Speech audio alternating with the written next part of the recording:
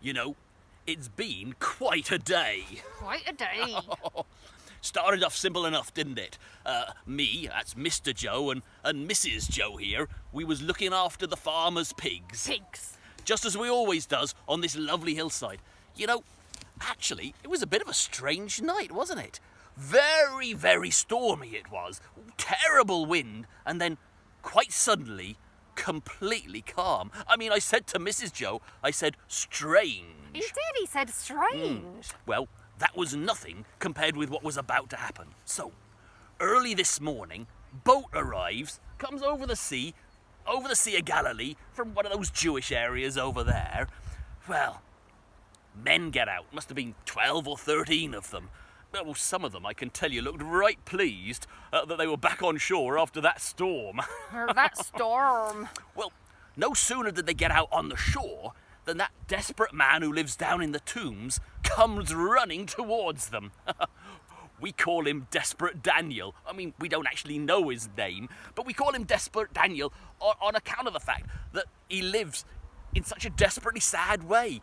He's so desperately disturbed and, living amongst the tomb, it's horrible, really. Desperate, really. Yeah.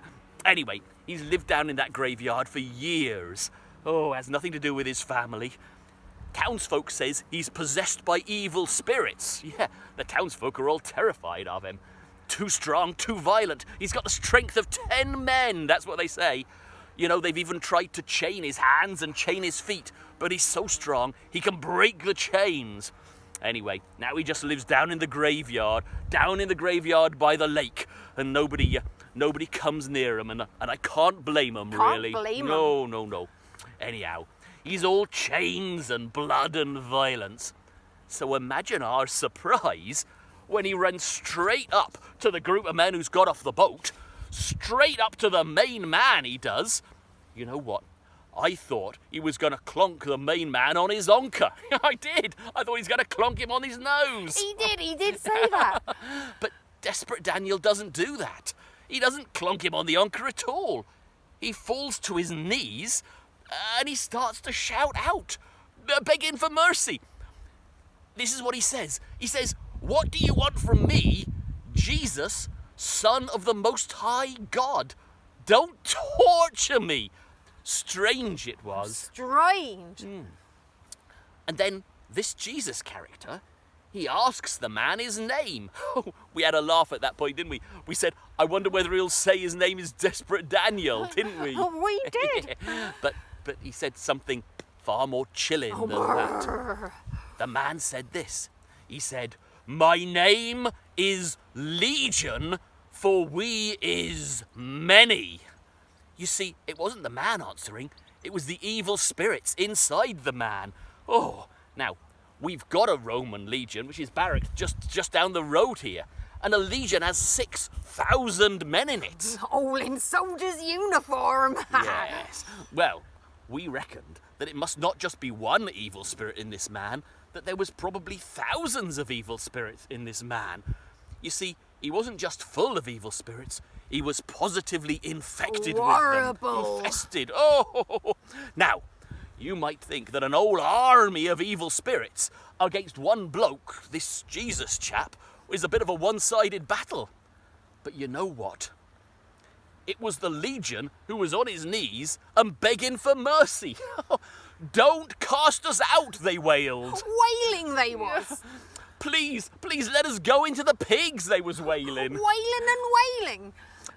And this Jesus chap, he does. He casts the evil spirits out of the man, and the evil spirits straightway go into the herd of pigs, our herd of pigs. And no sooner have they gone into the herd of pigs, well, they must have been dreadful evil spirits, because the whole herd set off down the hill into the lake and was drowned. Drowned. All 2,000. 2,000. Well, I said to Mrs. Joe here, I said, "You know what, Mrs. Joe, we'd better go and tell the master. He won't be happy." No. 2,000 pigs is a lot of bacon. A lot of ham. Yeah, it's a lot of crackling too. And apple sauce. Anyway, when we get back with the master and with all the people from the town, well, Desperate Daniel, well, he ain't so desperate anymore. He's sitting there with this Jesus and this Jesus' friends, and he's chatting and he's laughing. You know what? He is completely healed. The evil spirits have been cast out. Oh, praises be, it was a miracle. But you'd think the town folks would be pleased about that. Desperate Daniel being healed and everything. But they wasn't, you know. You know what they did? They asked Jesus and his friends to get back on the boat and to leave.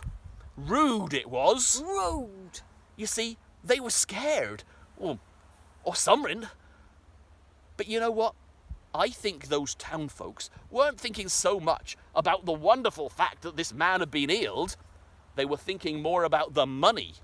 2,000 pigs. They was thinking about the bacon. And the ham. Yeah, and the crackling. And the apple sauce. Oh, yes. But I tell you what, if you was in a battle, you would want this Jesus on your side. 6,000 evil spirits? Ha! This Jesus, he was an army of one. You know what? Evil never had a chance. Anyway, as I said to Mrs. Joe, it's been a strange sort of day. Strange. Anyway, have a good one.